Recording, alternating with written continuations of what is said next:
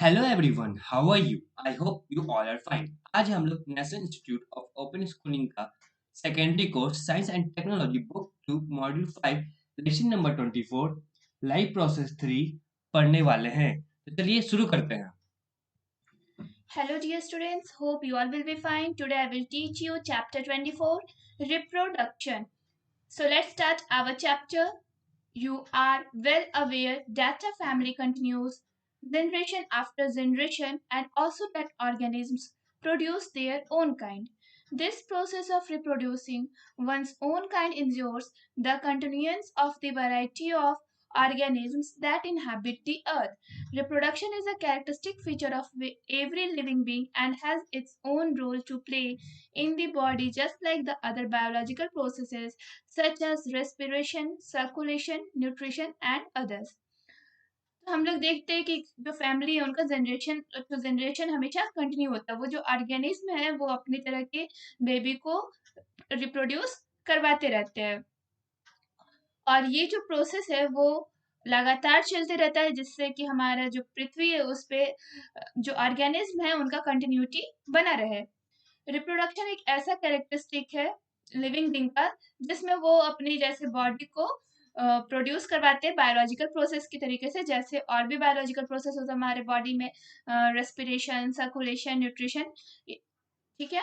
In this lesson, you shall learn how new organisms gain life, grow, and become ready to give rise to another generation of similar individuals.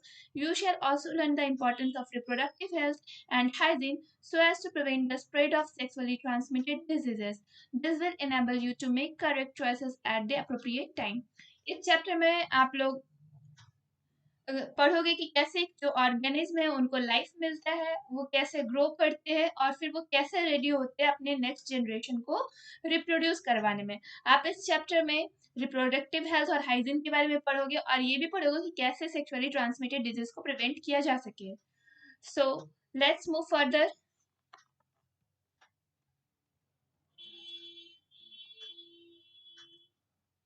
Reproduction. You must have heard from your parents what a joyful event it was when you were born. Your parents, elder relatives, or family friends might have told you how happy they were to see you take your first steps, and then as an infant, how you got frightened when a dog barked. Ask your parents about your infancy and childhood. They would certainly remember many anecdotes of the past, while you, as a teenager, are now busy understanding changes within yourself as you grow into an adult. Note the changes as you progress from infancy to childhood and then to adolescence. अब हम लोग reproduction के बारे में पढ़ने जा रहे हैं, ठीक है। तो आप लोगों ने अपनी कहानियों के बारे में सुना होगा, मतलब अपने बचपन की कहानियों के बारे में, जब आप लोगों ने जन्म लिया था उस समय की कहानियां जो होती है वो आप लोगों ने अपने पेरेंट्स से सुना होगा। जो आपके पेरेंट्स है या जो रिलेटिव्स है या फिर जो फैमिली फ्रेंड्स है वो आपको ज़रूर बताए होंगे कि जब आपने पहला स्टेप आपने बढ़ाया था, चलना स्टार्ट किया था, तो कितने वो लोग खुश हुए थे। उसके बाद क्या आप लोग कैसे पहली बार जब एक डॉग ने भौंका था तो आप उससे डर गए, या फिर आप अपने पेरेंट्स से अपने इन्फेंसी की स्टोरी, मतलब चाइल्डहुड, बचपन की स्टोरी पूछ सकते हो कि कैसे आपने क्या क्या किया था अपने बचपन में। उन्हें बहुत सारी आपके बचपन की कहानियां याद होगी। और अब आप अपने कहानियों से ये सीख सकते हो कि कैसे कैसे आपके बॉडी के अंदर चेंजेस आया, जैसे आपने कैसे इन्फेंसी से चाइल्डहुड और चाइल्डहुड से एडोलेसेंस तक में आपके बॉडी में क्या क्या चेंजेस आया, आप इस कहानी को सुन के समझ सकते हो। As you read this lesson, you shall begin to realize that a naturally occurring feature of all organisms is to grow up. Microbes, plants, animals all need to grow up to an extent when they are able to perpetuate their own species. Thus, the species lives on from one generation to the next. The biological processes involved in the perpetuation of a species is called reproduction. Reproduction may be defined as the biological processes by which organisms give rise to their own kind. Reproduction may occur into two ways: asexual reproduction and sexual reproduction. तो आप इस lesson में क्या पढ़ोगे कि जो कैसे जो ऑर्गेनिज्म है वो अपने फीचर्स को अपने अंदर कंटेन करता है और उस चीज को आगे बढ़ाते जाता है। जितने भी माइक्रोब्स, प्लांट्स या एनिमल्स है वो तब तक ग्रो करते हैं जब तक के लिए वो रिप्रोडक्शन करने लायक कैपेबल नहीं हो जाते, तब तक उनका ग्रो चलता रहता है ग्रोथ।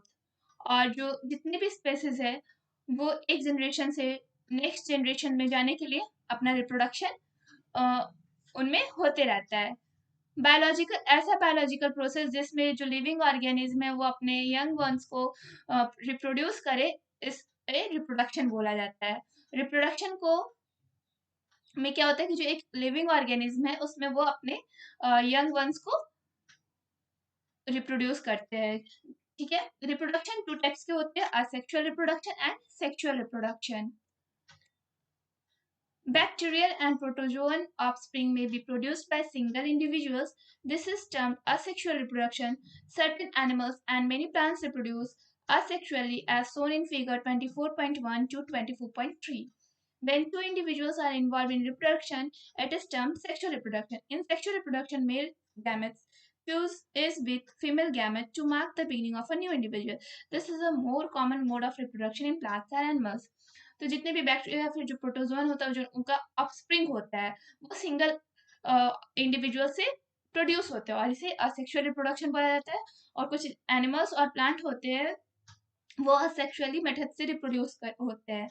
जब दो इंडिविजुअल्स रिप्रोडक्शन में इन्वॉल्व होते हैं उसे सेक्सुअल रिप्रोडक्शन बोला जाता है। सेक्सुअल रिप्रोडक्शन में जो मेल गैमेट्स है वो फीमेल गैमेट्स के साथ फ्यूज होके न्यू इंडिविजुअल का प्रोडक्शन करवाते हैं।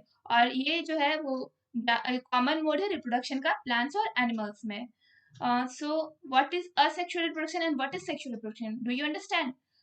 In asexual reproduction, there is only one individual is needed, and in sexual reproduction, there is two individual is needed to produce their young ones. Asexual reproduction. Reproduction by single individuals takes place in many ways in lower organisms like bacteria and protozoa and some algae. In plants, asexual reproduction is by vegetative propagation. Animals like sponges and hydra reproduce both asexually and sexually. जो reproduction होता है वो जो single individuals में take place करता है और वो भी लोअर ऑर्गेनिज्म में, जैसे बैक्टीरिया या प्रोटोजोआ या फिर जो एल्गी हो गया वो लोअर ऑर्गेनिज्म के कैटेगरी में आ गया। प्लांट्स में जो असेक्सुअल रिप्रोडक्शन होता है वो वेजिटेटिव प्रोपगेशन के थ्रू होता है। और जो एनिमल्स जैसे कि स्पंजेस और जो हाइड्रस है वो असेक्सुअली भी रिप्रोड्यूस करते हैं और सेक्सुअली भी रिप्रोड्यूस करते हैं। तो हम लोग यहाँ पे पढ़ेंगे asexual reproduction in lower organisms. Asexual reproduction is of various types. जो असेक्सुअल रिप्रोडक्शन होता है बहुत ही टाइप्स के हो सकते हैं, जैसे binary fission, budding, spore formation etc. So binary fission. A cell may divide to give rise to two individuals and lose its own identity, as in a binary fission that takes place in amoeba and bacteria. Binary fission में क्या होता है कि जो एक cell है वो दो इंडिविजुअल में डिवाइड हो जाता है और फिर उसका जो खुद का आइडेंटिटी होता है वो लूज हो जाता है, जैसे कि अमीबा और बैक्टीरिया बाइनरी फिजन के मेथड से खुद को रिप्रोड्यूस करवाते हैं। देखिए यहाँ पे फिगर 21 और 24.1 शो कर रहा है बाइनरी फिजन इन अमीबा। यहाँ पे जो एक सेल है उसमें न्यूक्लियस का डिवाइडेशन हुआ, उसके बाद उन्होंने दो डिवाइड किया खुद को, उसके बाद इनमें दो डॉटर सेल्स यहाँ पे नजर आ रहा है। इट मीन्स इनका जो खुद का जो आइडेंटिटी है वो लूज हो चुका है। Next one is budding. In budding, a bud forms from the body of the mother cell and remains attached to it. The parental nucleus elongates and then divides into two, one of which moves into the bud. Example is. तो budding में क्या होता है कि जो parent होते हैं उसमें एक बड निकल आता है और उनका जो न्यूक्लियस है वो एलोंगेट होता है, उसके बाद फिर उनका धीरे धीरे डिवाइडेशन स्टार्ट होता है। उसके बाद जब वो मैच्योर हो जाता है बड तो वो अपने पेरेंट से अलग हो जाता है। एग्जाम्पल के लिए इस यहाँ पे फिगर 24.2 बडिंग इन ईस्ट यहाँ पे दिया हुआ है। In animals like sponges and hydra, which are multicellular, a bud arises from some part of the body, enlarges, and then detaches from the parent body after all its body parts have been formed. अब क्या है कि यहाँ पे जो बर्डिंग in hydra जो sponges और जो हाइड्रा होते हैं वो एनिमल्स वो मल्टी सेलुलर होते हैं।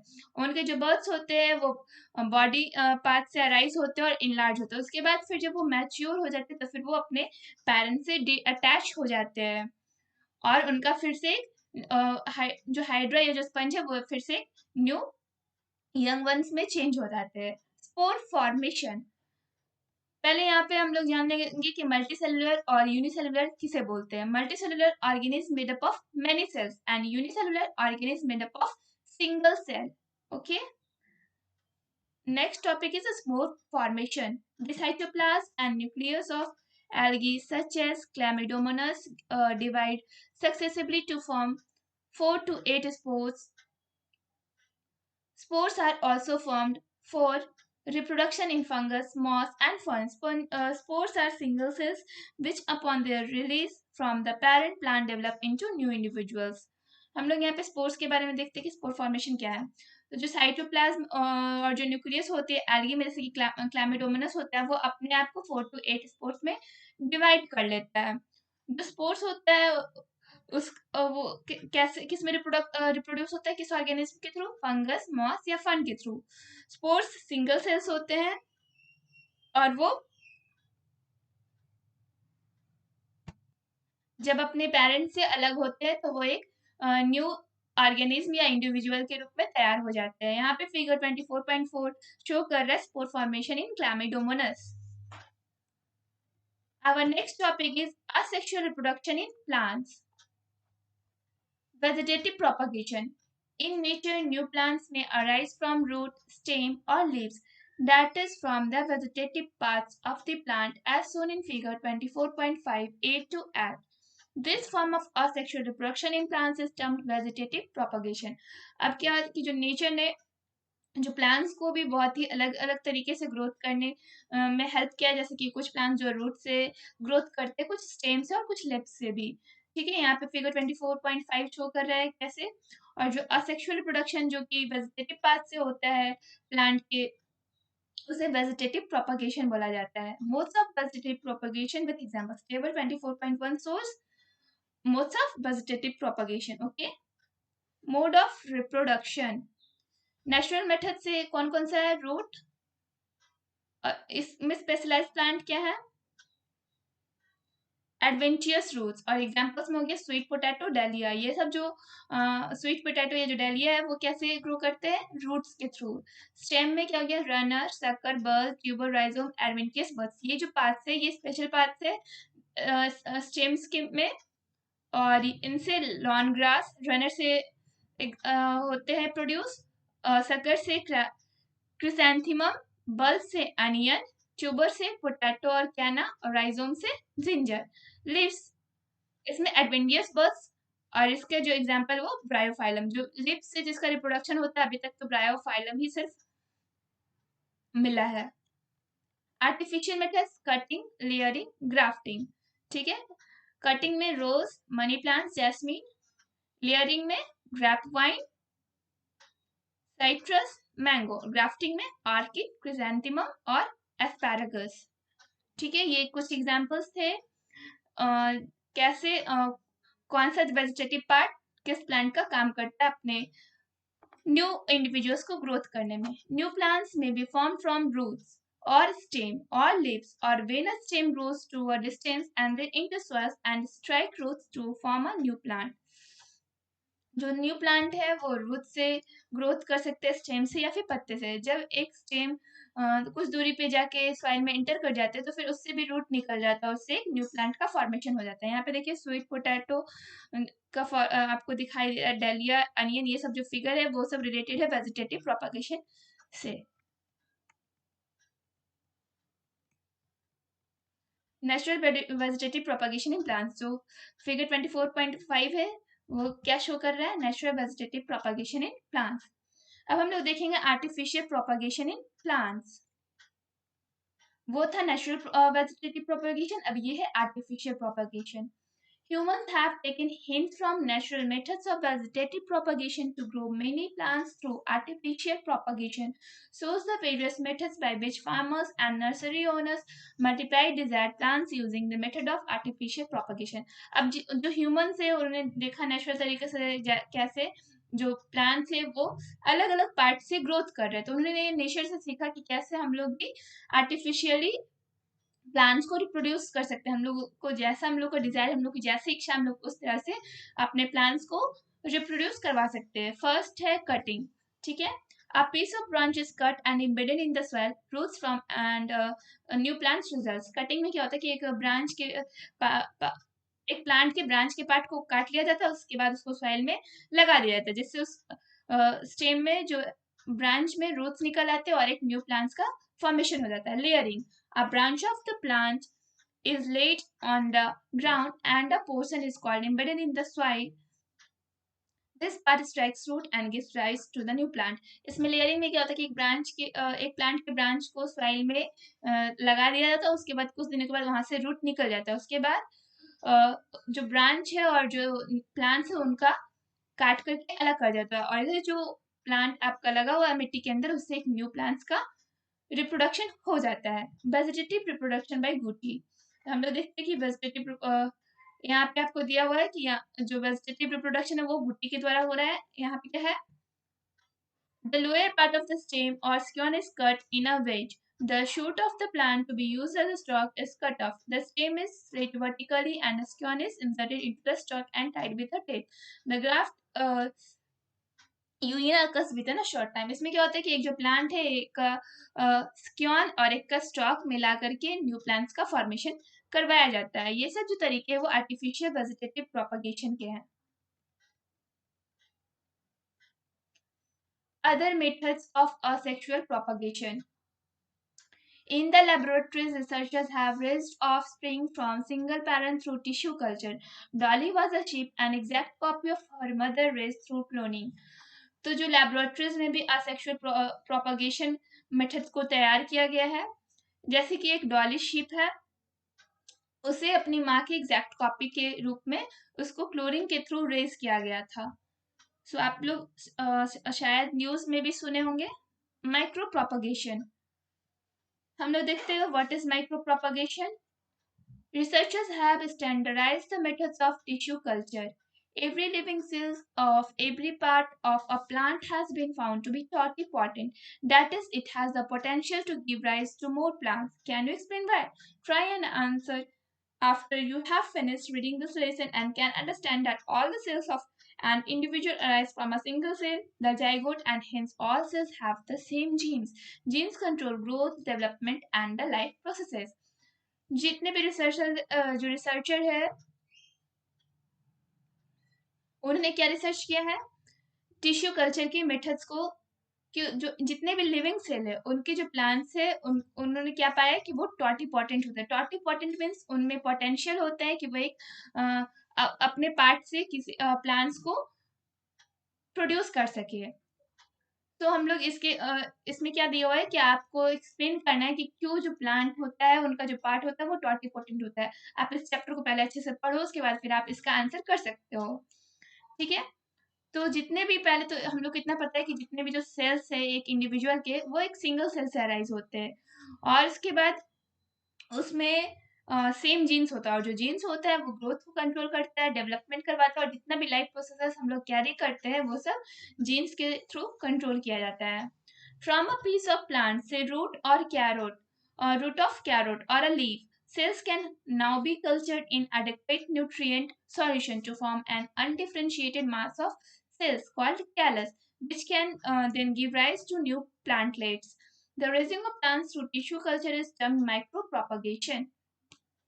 इसमें क्या होता है कि एक प्लांट के पीस से आपको आपको या तो फिर रूट ऑफ कैरेट, मतलब कि कैरेट का रूट ले लो या फिर लीफ ले लो, इनको क्या करो, इनका कल्चरेशन करो न्यूट्रिएंट सॉल्यूशन में एक, ठीक है। उसके बाद उसमें न्यूट्रिएंट्स डाल दो, उसके बाद ये जो आप सेल्स को इस तरह से आप लोग प्रोड्यूस करने की कोशिश कर रहे हो, इसे कैलस बोला जाता है, और इससे न्यू प्लांट्स के प्लांटलेट्स तैयार होते हैं, और इस चीज को टिश्यू कल्चर को माइक्रो प्रोपगेशन के नाम से टर्म किया गया है। Figure 24.7 shows steps of micropropagation. Leaf taken from a plant. देखिए यहाँ से एक प्लांट में यहाँ पे लीफ लिया गया, फिर सेल्स फ्रॉम अनडिफरेंशिएटेड मास, ये कैलस है, ठीक है. फिर इसमें हार्मोन्स एंड न्यूट्रिएंट्स को ऐड किया गया, उसके बाद बहुत सारे प्लांटलेट्स तैयार हो गए, उसके बाद इसे फील्ड में लगा के प्लांट्स को ग्रोथ करवाया गया है. Cloning. A clone is a genetic copy of the parent. The sheep dolly when was an exact copy of her mother. Her mother's udder cell nucleus was transferred into the egg of a surrogate mother. After removing the nucleus, Dolly's mother provided her genes, while the surrogate mother provided the womb. For Dolly to develop from an embryo to a full-fledged individual. Clone जो होता है वो parent की genetic copy होती है. जो ship Dolly थी वो अपनी माँ की एग्जैक्ट कॉपी थी.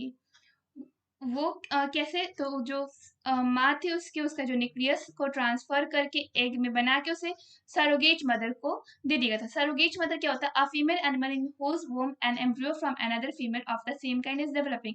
एक ऐसी मतलब माँ होती है सरोगेट मदर जिसमें दूसरे का न्यूक्लियस और एम्ब्रियो लेके दूसरे में ट्रांसफर कर दिया जाता है और वो फिर अपने अंदर बेबी को पालती है, रखती है, ठीक है.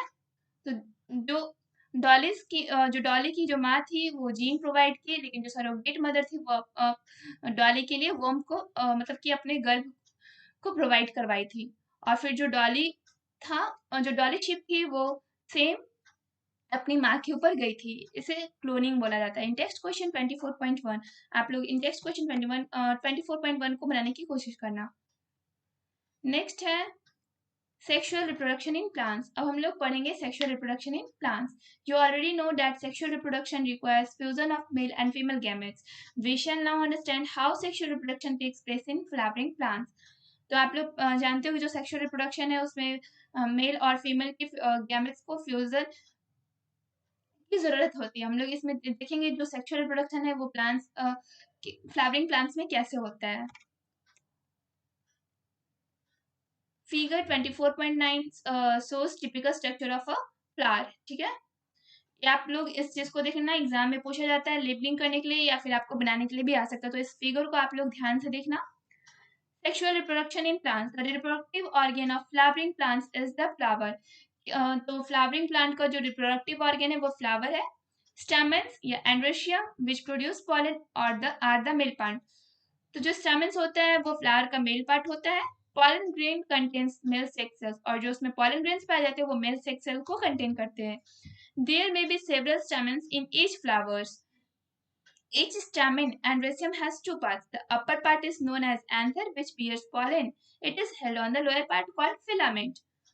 तो एक फ्लावर में बहुत सारे स्टैमेंस होते हैं और जो एक स्टैमेन होते हैं उनके दो पार्ट्स होते हैं. जो अपर पार्ट है उसे एंथर एंथर बोला जाता है जो कि पॉलेंस को बियर करते हैं, और लोअर पार्ट को फिलामेंट बोला जाता है. The pistil gynoecium is the female part and its basal part is the ovary carrying eggs or ovules or female sex cell. जो पिस्टिल या फिर जो गाइनोइसियम होता है वो फीमेल पार्ट होता है और इसमें एग से ओव्यूल्स या फिर सेक्स सेल्स को कंटेन किया जाता है. ठीक है. The parts of the pistil are the stigma, style and ovary. तो pistil के कौन कौन से पार्ट है? स्टिग्मा, स्टाइल और ovary. In most plants each flower bears both male and female parts. और बहुत सारे प्लांट्स होते हैं, मोस्टली कैसे होते हैं, वो मेल पार्ट्स और फीमेल पार्ट्स को खुद बियर करते हैं, खुद ग्रोथ करवाते हैं. ठीक है. They are termed bisexual. ऐसे प्लांट्स को क्या बोला जाता है? बाइसेक्सुअल.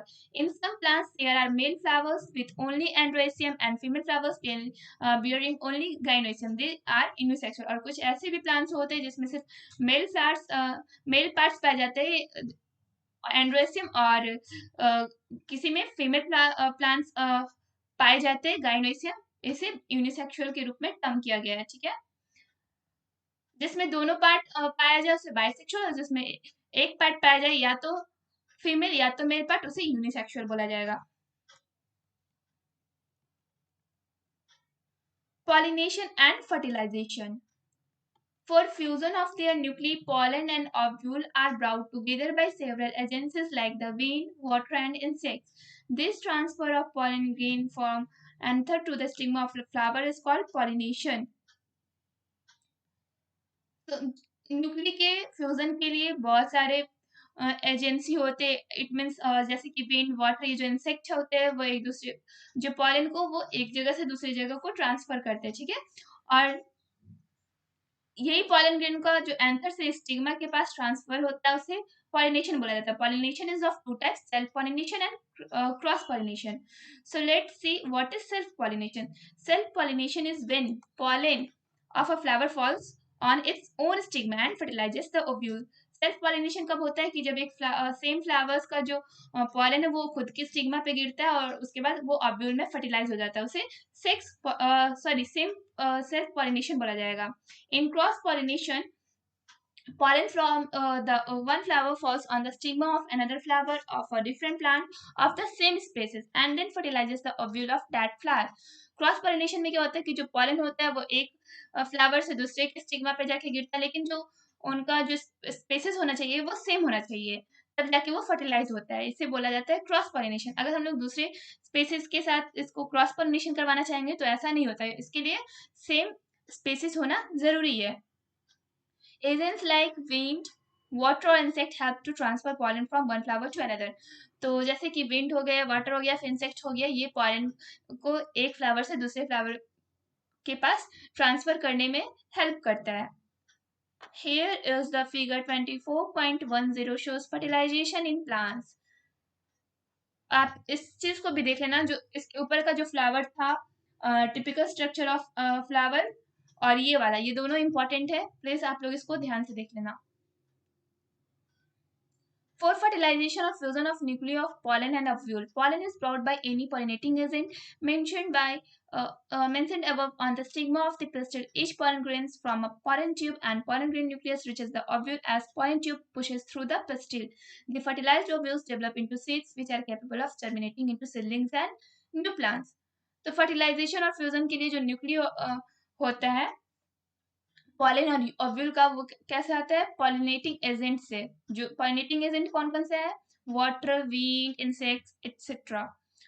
तो ये सब क्या करते हैं कि स्टिग्मा पे जाके या स्टिग्मा या पिस्टिल पे जाके इस पॉलन को स्टिक करवा देते हैं, मतलब चिपक जाता है। स्टिग्मा मींस स्टिकी, ठीक है, स्टिकी सब्सटेंस होता है, उसमें जो पॉलन होता है वो जाके स्टिक हो जाता है। फिर जो जितने भी पॉलन ग्रेन होता है वो पॉलन ट्यूब से नीचे जाता है और उसके बाद वो पॉलन ट्यूब उसको क्या करता है, धीरे धीरे पुश करता है और वो जाके ओवरी के पास जाता है। उसके बाद वो सीड्स का डेवलपमेंट करवाता है और फिर उसके बाद जो सीड्स है वो जर्मिनेट कर होने के लिए कैपेबल हो जाता है। उसके बाद उनका जर्मिनेशन होता है, फिर वो एक न्यू प्लांट्स में ग्रोथ करना स्टार्ट कर देते हैं। Figure 24.11 shows seed germination in gram and मेज, ठीक है। यहाँ पे ग्राम का अब ये हो रहा है प्रोडक्शन, यहाँ पे मेज का। Once seeds are formed, they get dispersed or are carried away from the parent plant and then germinate under a favorable condition. एक बार जब सीड का फॉर्मेशन हो जाता है तो वो डिस्पर्स होते हैं या फिर कैरिड किए जाते हैं पेरेंट प्लांट से दूर, और उसके बाद उनको जब फेवरेबल कंडीशंस मिल जाता है, मतलब कि उनको जब वाटर मिलता है, उनका टेम्परेचर सही मिलता है, तो वो क्या करते हैं, जर्मिनेट होना स्टार्ट कर देते हैं। Here is the text question 24.2. Please try to solve it.